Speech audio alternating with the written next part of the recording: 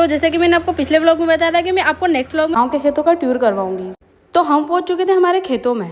खेतों पे पहुंचने के बाद हमने किया उसका अच्छे से निरीक्षण। और यहाँ पे मेरी बहन एक्साइटेड होकर बिल्कुल तार पे ही चढ़ चुकी थी। एक चीज़ तो है, अपना गाँव ही होता है। और यहाँ पे बहुत ज़्यादा धूप होने के बाद में भी अच्छी खासी ठंडक थी।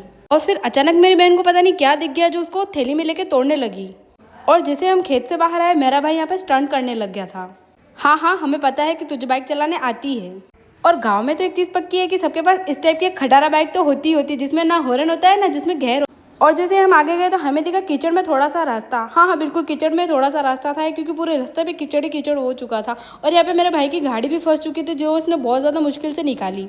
हमने इसे बहुत मना किया था कि इस रास्ते पर गाड़ी ना लेके जाए, लेकिन इसने हमारी इच्छा के विरुद्ध कार्य किया, तो फिर इसको इन सब चीज़ों का सामना करना ही पड़ा। और फिर फाइनली जैसे तैसे इसकी गाड़ी निकली और हम पहुंच गए हमारे दूसरे खेत पर, जहाँ पे उग रहे थे बहुत सारे गुलाब। और यहाँ पे ढेर सारे नींबू लग रहे थे, तो मेरी बहन और मेरे पापा ने दोनों ने मिलकर बहुत सारे नींबू तोड़े। और मुझे इनके नींबू तोड़ने की पावर से देख के लग रहा था आज ही नींबू का अचार डाल ही लेंगे।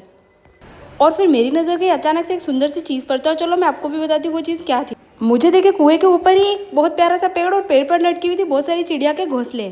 और सच बताओ तो जितनी सुंदर ये घोंसले थे उससे भी ज़्यादा सुंदर थी इनकी मालकिन। हाँ, जो चिड़िया थी बहुत ज़्यादा सुंदर थी दोस्तों। और फिर हम चाय पीने चले गए थे हमारी बड़ी मम्मी की एक स्टॉल पर। ये गांव के चौराहे पे एक चाय की स्टॉल लगाते हैं। और फिर फाइनली हमने देखी हमारे गांव से गुजरने वाली नदी, जो कि हमारे गांव के लिए एक वरदान से कम नहीं है, क्योंकि हमारी खेती इसी के सहारे होती है।